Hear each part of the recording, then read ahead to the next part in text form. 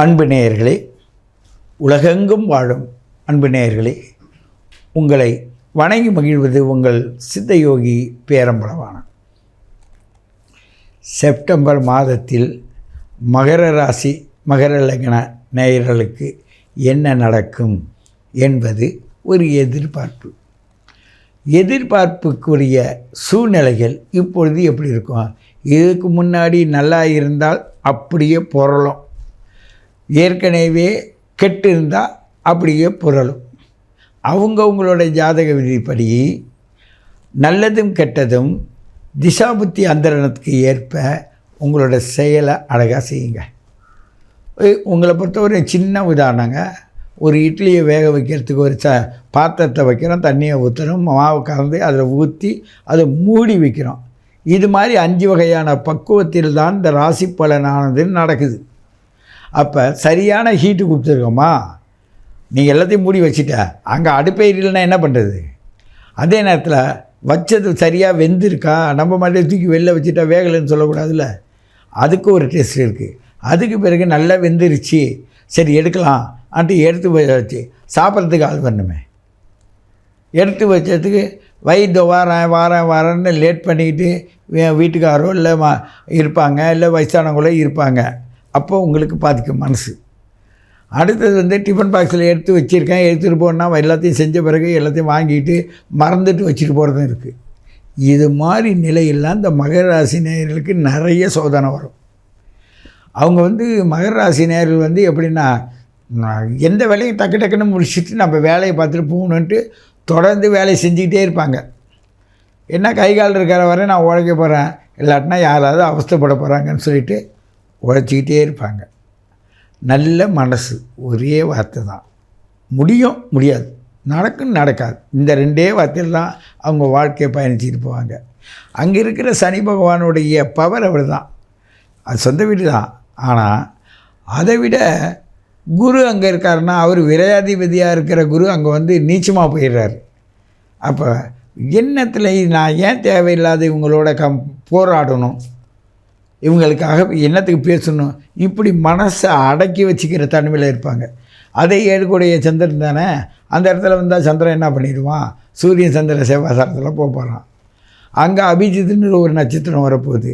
இது மாதிரி இந்த அபிஜித்தெல்லாம் வெடிகுண்டு போடுற மாதிரி வீட்டில் திடீர்னு ஏதாவது உறவுகள் வருவாங்க. பொதுவாகவே மகர ராசிக்காரங்க வீட்டில் விருந்தாடி வரவே மாட்டாங்க. ஏன்னு கேட்டால் இவங்க பிஸியாக இருப்பாங்க, வேலைக்கு போயிடுவாங்க, அங்கே போயிடுவாங்க, இங்கே போயிடுவாங்க, தோட்டம் துறவுகளுக்கு போயிடுவாங்க. அப்படி இருக்கிறதுனால மகர ராசிக்காரவங்க வீட்டில் யாரும் விருந்தாடி வர மாட்டாங்க. அப்படி வந்தால் திடீர்னு வந்துடுவாங்க. அப்போ இப்படி பார்த்தாலும் அவங்களுக்கு மனசு கஷ்டமாக இருக்கும், அப்படி பார்த்தாலும் மன கஷ்டமாக இருக்கும். அதுக்கு இன்றைக்கி 8ல் இருக்கிற சூரியன் 8ஆம் அதிபதி தான் வீட்டில் இருக்கிறதுனால சில பிரச்சனைகள் இருக்கும். வெளிநாடுகளுக்கு போகிறதோ, இல்லை அது சம்பந்தமாக அரசாங்கத்திட்ட பதில் எதிர்பார்ப்பதோ, இல்லை தன்னோட பிள்ளைங்கள் மூலமாக பூர்வீக சொத்தின் மூலமாக ஏதேனும் பலன் வருமா என்ற கேள்விக்கு தன்னை வச்சிருக்க நேரமும் கூட இது.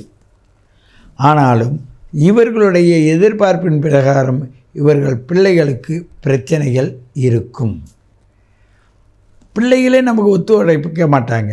அதனால் இவங்க என்ன கற்றுக் கொடுத்தாங்கன்னா அதுதானே செய்யும். இவங்க அறிவுக்கு தகுந்த மாதிரியே கற்றுக் கொடுத்துருவாங்க. அதோட அறிவுக்கு தகுந்த மாதிரி இவங்களோட இணைஞ்சி போகும்போது இவங்க சொன்னதே திருப்பிட்டு சொல்லும். அப்போ இவங்க தலைவலியாக இருக்கும்.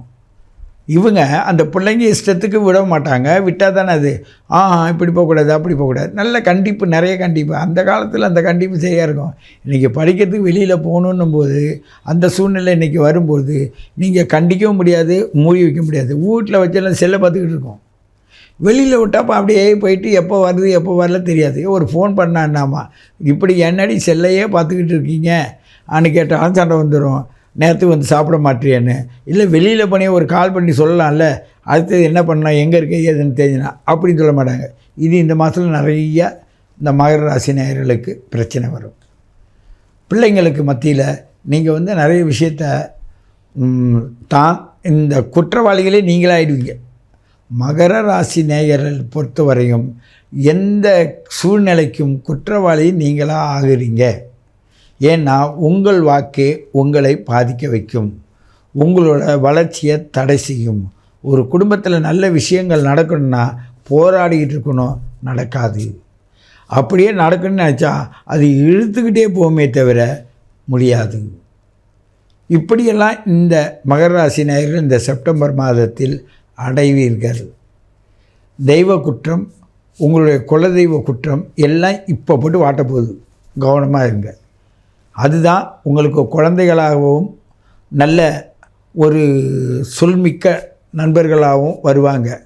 ஆனால் நீங்கள் செய்ததே உங்களுக்கு திருப்பி வரும்போது சிலருக்கு பாதிப்பும் சில பேருக்கு நன்மையும் வரும் என்று கூறிக்கொண்டு உங்களை மீண்டும் சந்திக்கிறேன். உங்கள் சித்தயோகி பேரம்பளவான். உங்களுடைய அற்புதமான இந்த மாத பலனை கொடுத்தது எல்லாமே பொது பலன்தான்.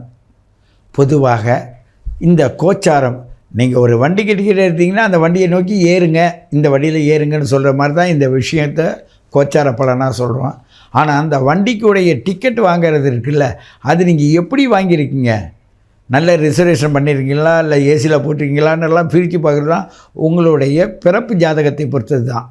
உங்கள் பிறப்பு ஜாதகத்தை கொண்டு உங்களுடைய குழந்தைகளையோ உங்கள் முதியவர்களையோ உங்களையோ சீர்படுத்துவதற்கு ஜோதிடரை அணுகி எங்களுடைய அனுபவத்தின் மூலமாக உங்களை நாங்கள் எப்படி எடுத்து சொல்கிறோமோ அதன்படி நம்பிக்கையோடு சென்று பாருங்கள். அந்த உத்தரகோச மங்கையில் இருக்கின்ற அந்த ஆதி சிவனும் அந்த மகாவிஷ்ணுவும் அங்கே இருக்கின்ற ஒரு மரகத லிங்கமும் உங்களை கண்டிப்பாக நல்ல உச்சநிலைக்கு எடுத்து போகும். காரணம் ஏன் உத்தரகோச மங்கையை சொல்கிறேன்னா, அதுதான் ஆதி காலத்தோட பழைய காலத்து கோவில், சிவாலயம், விஷ்ணு ஆலயம். அதற்கு மரகதலிங்கம் என்பது ஒன்று அங்கே இயற்கையாக அங்கே வச்சுருக்காங்க. அது ஒரு சிறப்பானது. நிறைய இடங்களில் மரகதலிங்கம் இருக்குது, ஆனாலும் அது சிறப்பு.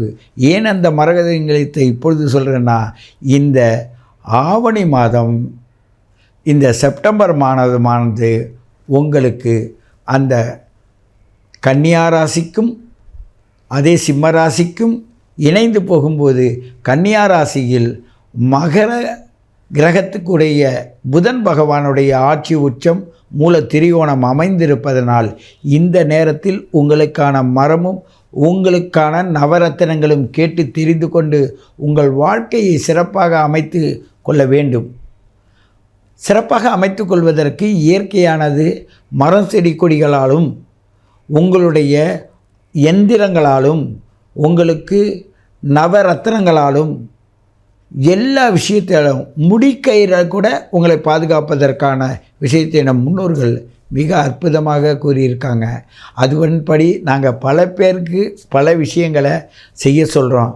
ஆனால் இதில் என்னை பொறுத்தவரை என்னென்னா, நான் செய்வதை நீங்கள் செய்யுங்கள், உங்கள் குடும்பத்திற்கு நீங்கள் செய்து பழகுங்கள், உங்களோட பாரம்பரியத்தை நீங்கள் வகுத்து வளர்த்து கொண்டு போங்கன்னு சொல்கிறது தான். அந்த இடத்துல நான் ஸ்பெஷலிஸ்ட் அப்படின்னு எல்லோரும் சொல்கிறாங்க.